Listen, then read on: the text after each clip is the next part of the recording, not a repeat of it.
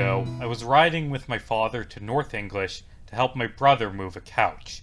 He turned to me and asked if I'd ever heard of the Civil War battle that happened in South English. As it turns out, I had first learned of it that very day while skimming through the Keokuk County Visitor's Guide. Funny how that happens sometimes. The battle he was referring to is usually referred to as either Talley's War or the Skunk River War, although calling it a battle is an exaggeration, and calling it a war is doubly so.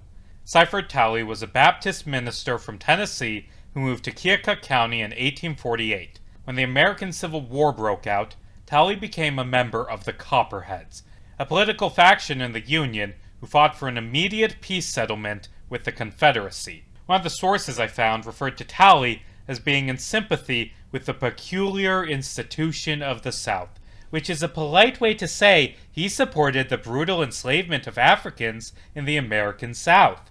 Talley, to his credit, was a renowned and charismatic orator. In August 1863, after holding a rally near the English River, Talley was warned to stay out of South English, which was filled with adamant abolitionists. Talley went and his followers marched into South English in spite of these warnings. An angry crowd formed, hurling insults at Talley. For people whose husbands and sons were dying for a righteous cause, Talley's words were an unforgivable mockery.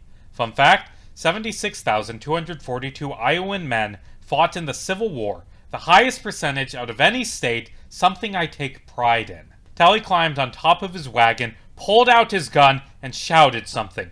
According to some sources, he shouted, "Woe be unto the man who makes any such attempt upon me." According to others, he shouted that if any of his men were harmed, he would murder an African American. He did not use the term African American. There isn't a clear consensus on what started the shooting. Sources favorable to Talley claim that the people of South English just started firing. Some local sources claim that a young soldier attempted to pull his gun from his pocket, accidentally shooting the ground in the process, which inspired Talley's men to open fire. One account claims that the young soldier saw one of Talley's cohorts wearing a Copperhead badge and demanded he remove it. When the Copperhead refused, the soldier ripped it off and was promptly shot. Regardless of how it started, a shootout commenced, with both sides firing upon each other. Talley himself fired several shots, although sources disagree on how many. Sources claim anywhere from 40 to 200 shots were fired in total, although the higher estimates are likely exaggeration. When the dust cleared, several horses were slain, a few locals were injured, and Cyphert Talley was dead, guns still in his hand. He was the only fatality.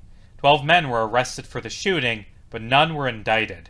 No one ever came forward about who fired the shot that killed Talley.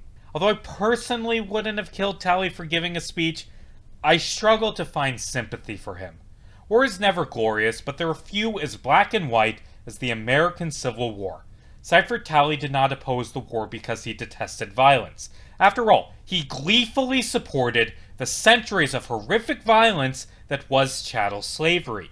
He clearly understood that, in some cases, violence is necessary to protect others from violence, given the fact that he ordered his men to fire back at his assailants. Talley was a man who decided that violence should only be aimed at the powerless, at those oppressed by their government. Evidently, the people of Keokuk County disagreed.